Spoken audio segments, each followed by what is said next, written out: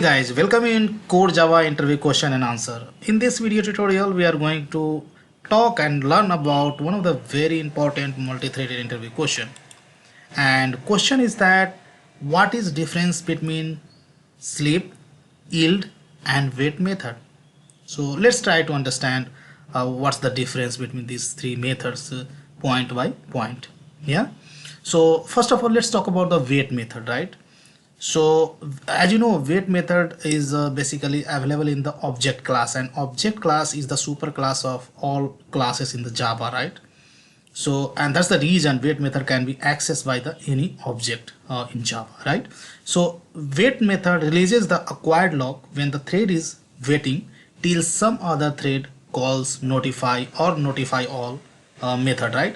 While sleep method keeps the lock even if thread is waiting. So this is pretty much clear, right? So when you call a wait method, so if you go to the object class, you have a several waiting method, overloaded method, right? So if you call the wait method, then what happens? Current thread will release the lock, and that will wait to some other thread to call notify or notify all method, right? But if you call sleep method is available in the thread class itself. It's a static method, so directly you can call by the you can refer by the class name itself. When you call the sleep method, you specify the time, right? So as long as your thread is sleeping or waiting, when you call a sleep method, then lock will be not released, right? Lock will be still held by the thread itself, right? Current running thread itself. Yeah. So here you can understand by looking into this code snippet.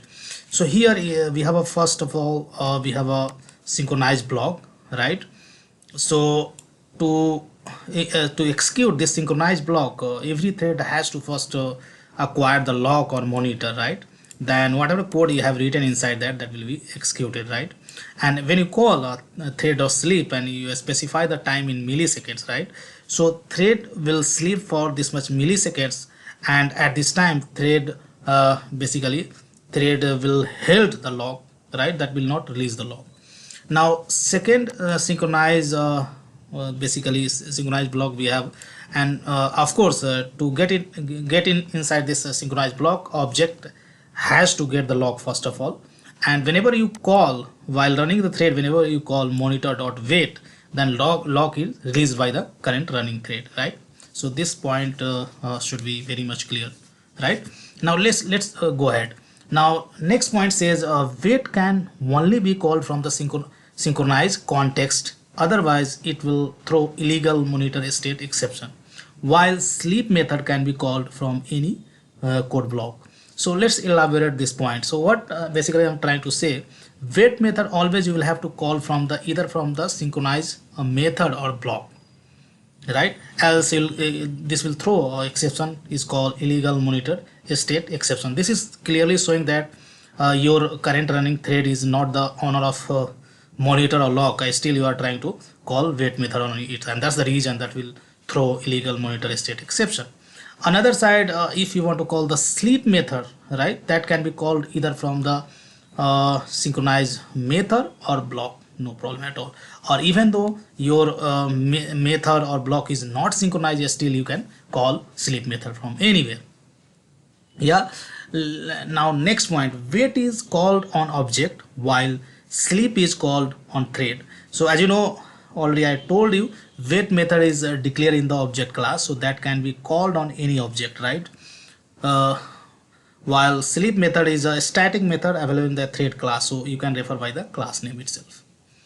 Now next point says waiting thread can be awakened by calling notify or notify all methods, while while sleeping thread can't be awakened, but it can be interrupted. So here point is that when you call any basically wait method on any current running thread, then current running thread is going to release the lock, and that will go into the waiting pool, and that will wait for the other thread to call either notify or notify all, and after that again basically thread will fight to acquire the lock, and after that will move into the runnable state, right? So here when you call basically sleep method on any current running thread, then that will not awaken, right? That will not be awakened, right? Even though if you call notify or notify all method by some other thread, right? So but sleeping thread can be interrupted, right? Now next point says in case of sleep thread immediately goes to the runnable state after waking up, while in case of waiting thread first fights back for the lock and then go to the runnable state, right?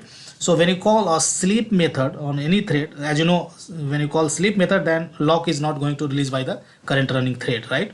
So once a specified time is going to expire, or expire time is going to be over, then immediately thread moves into the runnable state only. But but uh, uh, your thread, when you call a wait method on any thread, and some other thread when you call a wait method on any thread, then thread is immediately going to release the lock, right? Right. And so when some other thread will call notify or notify all method, then waiting thread has first of all has to fight to acquire the lock again, and then that will move into the runnable state, and that's the this is point. Now last but not the least, major difference between yield and sleep in Java is that yield method pauses the currently executing thread temporarily for giving a chance to the remaining waiting thread of the same priority to execute, right? If there is no waiting thread, or all the waiting threads have the lower priority, then the same thread or current running thread will continue its execution. I hope this is very much clear for you, right?